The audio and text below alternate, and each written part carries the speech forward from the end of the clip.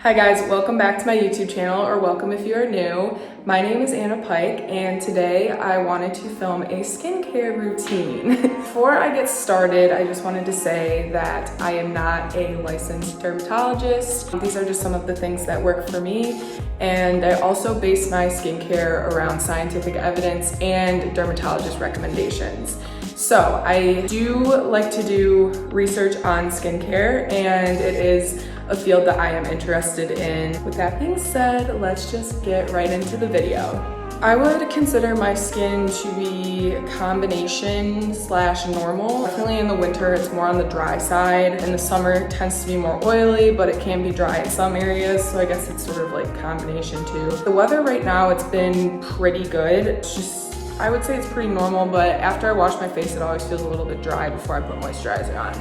And then I do get some dry spots right around here. For the most part, my skin is pretty compliant, so I don't really have any complaints. My main goal with my skincare routine was to focus on anti-aging and just preserving its current state. If you have any sort of skin issues, I would recommend seeing a licensed dermatologist. They would be able to help you with that. I use the CeraVe Foaming Facial Cleanser, and this is for normal to oily skin.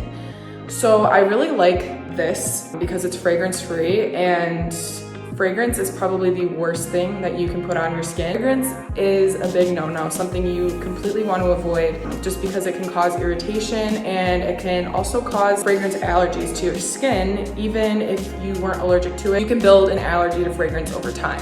I try to avoid fragrance in all of my facial products, so that's why I really like the CeraVe Foaming Facial Cleanser. They have one that's not foaming that I know a lot of people like. I just like the feeling of the foaming facial cleanser better. So I use it with a facial cleansing brush. Now this facial cleansing brush isn't I think it's called the Clarisonic, is like the original facial cleansing brush. It's very expensive, so I just bought one from Amazon. It feels like it really helps get deep into the pores. I used the silicone head. It came with 4 different heads. It had just like a regular brush, and then it had like a thicker bristle brush, and then it had the silicone brush, which is this, and then it came with like a pumice stone for like the heels of your feet. So I will just use this in circular motions and rinse it off in the shower.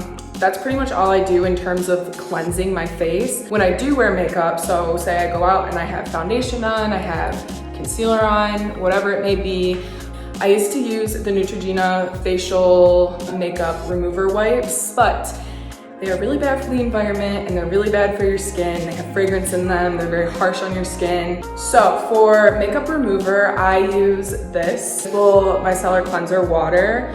This stuff is way more cost effective. It's better for the environment. It's better for your face, and it actually does a really good job of cleaning your face.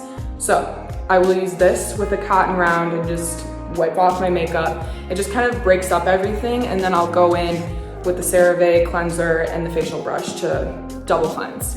Talking about a skincare mask, I don't really like to use skincare masks just because I try to keep my skincare routine very simple. From all of the research I've done, the main things that you to do when developing your skincare routine is to keep it simple, don't have any fragrances, and use sunscreen. I recently switched over to The Ordinary, the AHA 30%, BHA 2%, and this is a chemical exfoliant.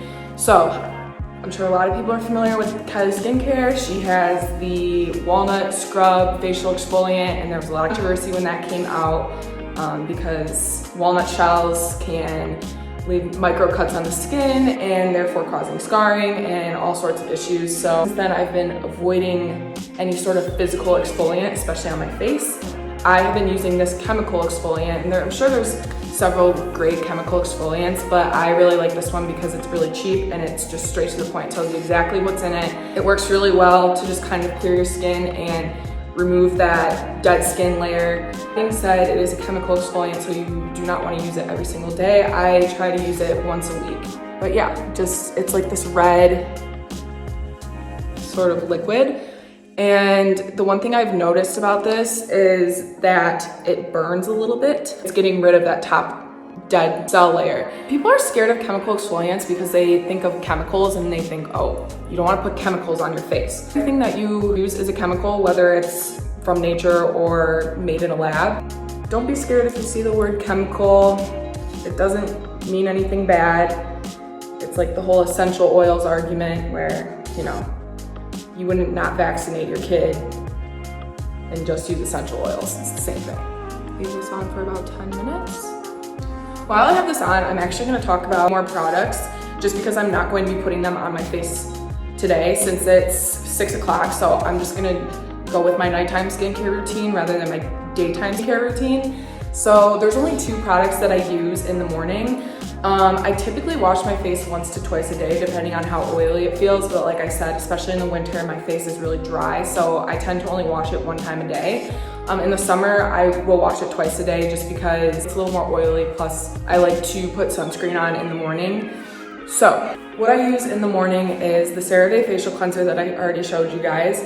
And then I will use this CeraVe vitamin C serum. Super cheap, you can get it at the drugstore. Vitamin C just helps to brighten your complexion. It helps to even it out. Don't recommend using this after using a chemical exfoliant because vitamin C can also work as an exfoliant as well. So it can just be too harsh for your skin. So I would wait a day or 2 after you do a chemical exfoliant to start applying vitamin C serum. This has been my favorite product and I recently just bought this. It's a little bit more on the pricier side. I wanna say it's $30 or $40, but it is Color Science Forgettable Total Protection Face Shield Glow with 50 SPF. Now, if you take anything from this video, anything at all, please wear sunscreen. Sunscreen is the #1 product that you need in your skincare routine. It's going to prevent wrinkles, it's going to prevent sun damage. Everyone, even if you're somebody that doesn't burn, that doesn't tan, that constant exposure to the sun every single day, it's gonna have negative side effects on your skin, and you're going to see that later on in life. So, this stuff is really great because it's tinted as well. I don't really wear makeup that often. I just put this on and I'm pretty much good to go. So I love this product and it's definitely worth the 30 or 40 bucks. So I wasn't going to use the Color Fix SPF 50 moisturizer. I would use the CeraVe Facial Moisturizing Lotion. This has SPF 30. So if I'm gonna do my makeup, I'll put this on before and not the tinted moisturizer, just because my foundation also has sunblock as well, and the Color Science is more expensive, so I would rather use it when I have a fresh face versus if I'm going to be putting makeup over my face, I'll use the CeraVe Facial Moisturizing Lotion, and it still has SPF in it. So I'm about to rinse this mask off, and for this mask, all you do is splash some water on your face to get rid of it, and don't cleanse afterwards. So you just rinse it off and then pat it with a dry towel. And again, if you want to avoid wrinkles, do not pull your face and rub, just gently pat it. At this point, like I said, if you're gonna do the AHA, BHA chemical peel mask, and you're gonna do it in the morning, you're definitely gonna want to put on a sunscreen after you do it because you are exposing all of that new skin to the sun. I tend to do it at night, like I said, and the other good thing about doing it at night is the products that you use are going to have a much easier time penetrating the skin because you've gotten rid of that top layer, essentially. What I go in with next is the Ordinary Hyaluronic Acid. I've recently been loving hyaluronic acid. So this just kind of helps to plump your skin. I'm only 21, so I don't really have wrinkles, but under my eyes and around my mouth, I've noticed just some fine lines, but this has definitely helped. Hyaluronic acid is in a lot of facial cleansers. The one thing about it being in a facial cleanser is that it's not on your skin long enough to really do anything. So that's why I would try to find a moisturizer that has hyaluronic acid or just use 100% hyaluronic acid serum. So I put that on my face. I go in with the niacinamide and zinc from The Ordinary. It's also a serum, but niacinamide has shown to reduce acne scars and also brighten the complexion. Like I said, I never really had bad acne growing up, but I did notice, especially when I started college, my skin just seemed very dull. I've noticed that the niacinamide and the hyaluronic acid and the vitamin C have really helped to brighten my skin. I can throw a before and after picture of my skin in this video because I have pictures of my skin fine, but it just looked really dull. I don't really know how to describe it. If you guys have that same issue, please comment down below because I just felt like my skin was so dull. Maybe it was just because it was winter and I was just super pale, but I don't know. I don't have my normal nighttime face moisturizer, and I'm actually looking for nighttime moisturizer that has retinol in it. So if you know of any good nighttime face moisturizers, please let me know in the comments below, because I feel like that's the one thing that I haven't perfected with my skincare routine yet. So I'm just using, this is my mom's, but it's just a Trader Joe's brand, oil-free antioxidant facial moisturizer. You just are gonna wanna look for products that have no fragrance in them. So I know a really popular brand right now is the Mario Badescu like facial sprays, and I still use mine occasionally, but those have fragrance in them. So they're not really good for your face. Again, just pat, don't pull. And finally, there are just two more products that I wanted to touch on. One is a product that I use for my lips. So I get really bad chapped lips, and my lips were addicted to Burt's Bees chapstick. I would probably put it on every half an hour, especially in the winter time. My mom actually made this recommendation to me. I have also been using this the past year, and I've noticed it's amazing. If you have dry lips, like, this stuff is fantastic, and it's like $3 on Amazon. Lanolin cream, and it kind of looks like Vaseline. I'll kind of squeeze it out and you can see. It's basically just like really thick Vaseline. Normally lanolin cream is for breastfeeding mothers that have like cracked nipples, so that's what this was originally made for. But yeah, this stuff is really great. It's super cheap. It's one ingredient, just really great if you have chapped lips. Okay, the last thing I use is for my eyelashes and my eyebrows.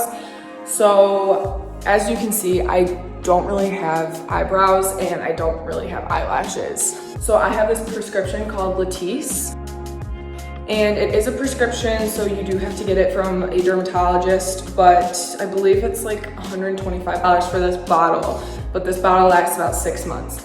So what it does is it helps your eyelashes and your eyebrows grow, and it is proven to work. It's a prescription, it's expensive, but it's worth the money because it does make a huge difference. I believe this is just for your eyelashes, but I'll just put like the excess, like whatever I don't use on my eyelashes, I'll put on my eyebrows, and I use it before bed without contacts in. Please don't have your contacts in when you put this stuff on. It doesn't burn or anything. It is a prescription, so you just have to be careful with it. I have noticed that it makes a huge difference in my eyelashes. It's helped them grow. I have never had eyelash extensions, and I don't really want to get eyelash extensions, so I've been using this and it helps. The only thing with this is that you have to wait a few months in order to see a difference, but you can go to their website and see like the testimonials and things like that, but I really, really enjoy using this stuff.